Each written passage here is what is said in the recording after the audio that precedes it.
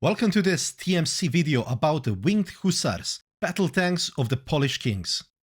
These were heroic units that were going into the battle with 60-1 odd against them, and they would end up winning.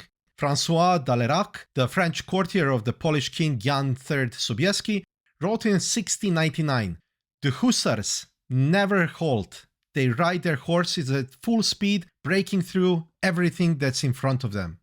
Poland has been long famous for their cavalry. In the last couple of centuries, it was the Polish lancers with their flat-topped czapka headgear that were copied by militaries far and wide. Before that, though, no Polish horsemen were so famous as the fearsome winged Hussars. The Hussars have been long famous as the elite light cavalry of the Kingdom of Hungary, and they too have been widely copied around the world. Poland was influenced as well, and in 16th century developed their own Hussars, heavily armored and adding some uniquely Polish innovations. Originally, these were modeled after the Serbian and Hungarian heavy Hussars who fought in the employ of Polish-Lithuanian Commonwealth, the dominant Eastern European power of their day. It was His Majesty Stefan Batory, King of Poland and Grand Duke of Lithuania, who reformed the Polish Hussars and made them the prominent elite unit of the Polish-Lithuanian army, first as part of his own Royal Guard and then expanding them further throughout the army. Their most famous attribute was their wings, wooden frames fixed to their saddles and later to the backs of their armor and decorated with feathers. These gave the Polish cavalry a very distinctive appearance, and they quickly gained a great deal of notoriety both by their appearance and their heroic record of success, proving critical in one victorious battle after another.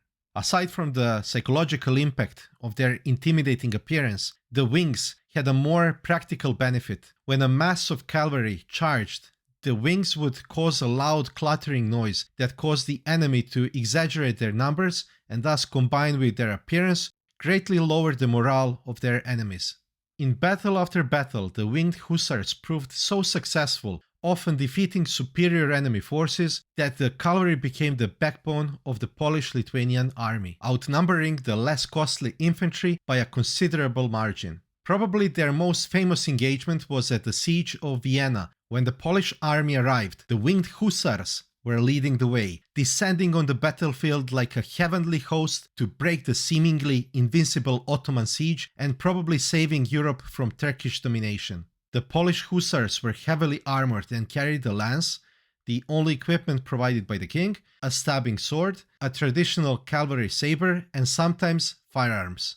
Their primary tactic was, of course, the charge, starting in a rather open formation, which helped to cut down casualties to enemy projectiles, and then concentrating as they approached the enemy line to strengthen their impact when they came crushing through. Their horses were a special breed, mixing Polish and Eastern bloodlines to create a very sturdy and nimble animal, and they were very practical in their equipment, adapting what worked best from any source.